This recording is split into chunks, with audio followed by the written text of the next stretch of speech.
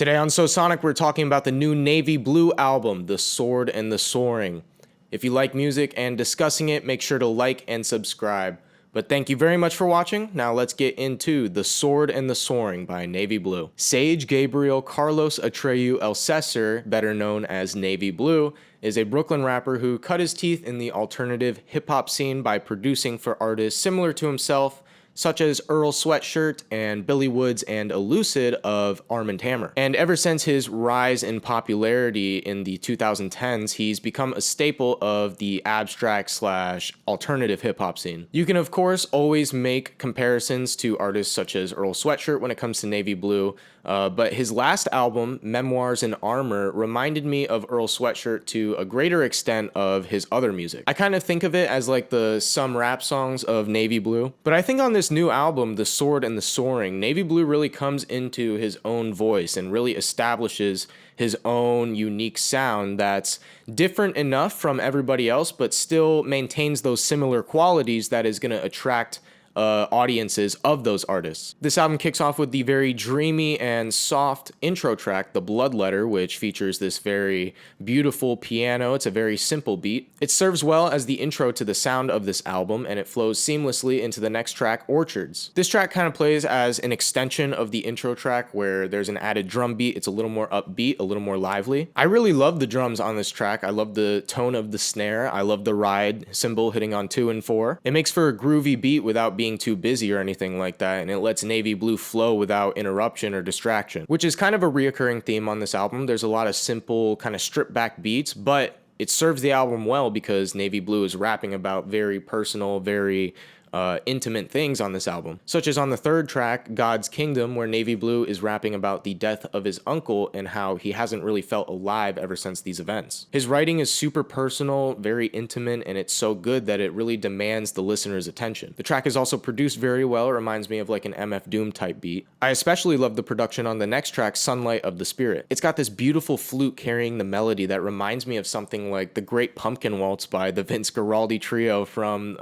It's the Great Pumpkin, Charlie Brown's special, but it sounds amazing. It also has these beautiful background vocal samples. In this track kind of especially reminds me of Earl Sweatshirt with like the simple yet very effective hook, and no lyric is wasted in this song, nor has any lyric been wasted in the entirety of this album so far. I think the track list hits a slight road bump with the next song, Gardadas. I could be saying that wrong, not sure. The vocal performance doesn't really stick out to me as much as the other songs, and I feel like it's one of the weakest beats so far. I'm not a huge fan of the vocal samples, but I do like the guitar and the strings quite a bit. However, the next track, My Heartbeat, is one of my favorite songs on the album. The production on this song is just gorgeous. I really love the upbeat drums and the variety of the instrumental samples in this track. It sounds like a bunch of woodwinds, horns, and drones competing for the spotlight in the mix. It sounds very mystical, for a lack of a better word. This track also features some of the most memorable lines and rhyme schemes so far, such as, told me mind your business, in a finer print his image, trying to find your image, redefine this grimace, we collide in vicious light, ain't no telling if this is right.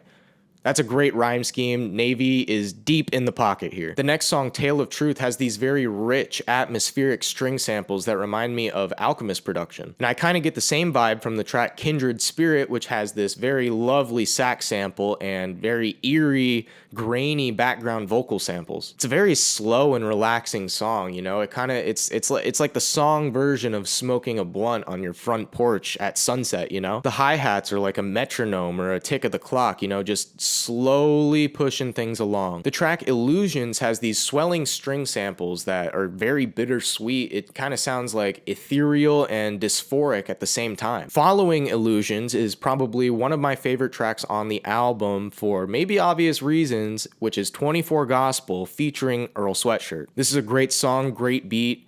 I will say, I feel like Navy Blue gets kind of out-rapped a little bit, because obviously it's Earl Sweatshirt, right? I mean, it's hard to out-rap Earl Sweatshirt.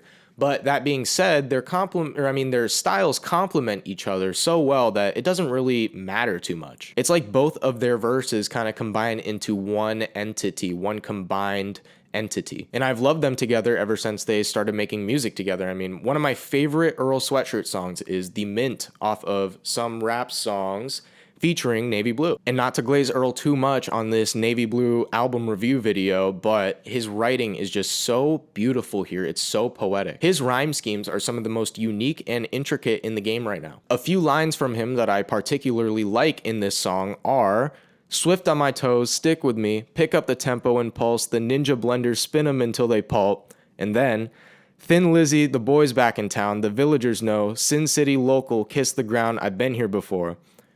This guy's the definition of a poet, dude. Now, the last 4 tracks of this album I wasn't super impressed by compared to the rest of the album. The song Here and Now is good. It's a very stripped back, drumless track with a very grandiose piano sample that kind of just allows Navy to flow over the instrumental very freely. But the third to last track on this album, Soul Investments, I wasn't a huge fan of. I don't like the pitched up vocal samples, you know, Alvin and the Chipmunk style. I'm not sure how well the final track, The Phoenix, works as a conclusion to the album. You know, it just kind of sounds like so many other songs on the album that there's no sense of real finality or climax. But I will say I do really love and think that maybe the album should have ended on the second to last track, Sharing Life. This song reinforces the sounds that were used throughout the album, such as more woodwind and piano samples. And it's a melancholy yet hopeful tune, like kind of like something from a fantasy game, like maybe Octopath Traveler or something. But other than a few weaker tracks, I really love this album. This album invoked like a strong sense of nostalgia to me, which could just be due to how much Earl Sweatshirt I rode around listening to when I was like 16. But this album just has like a subtle stream of melancholy flowing beneath the music that's on the surface. The bleak yet optimistic tone of the vocals and the production forces introspection from the listener and makes for a very meditative experience. It's a very atmospheric and moody album, which invoked many complex emotions and thoughts when I listened to it. The lyrics are intimate and personal and offer a glimpse into the psyche of not only Navy Blue, but the listener themselves. I think this is one of the strongest projects that Navy Blue has put out so far in his career, and I'm very excited to hear what he has in store for us next. My favorite tracks on this album are My Heartbeat, 24 Gospel, and Kindred Spirit, and my least favorites are probably Gardadas and Fight On. I'm gonna give The Sword and the Soaring by Navy Blue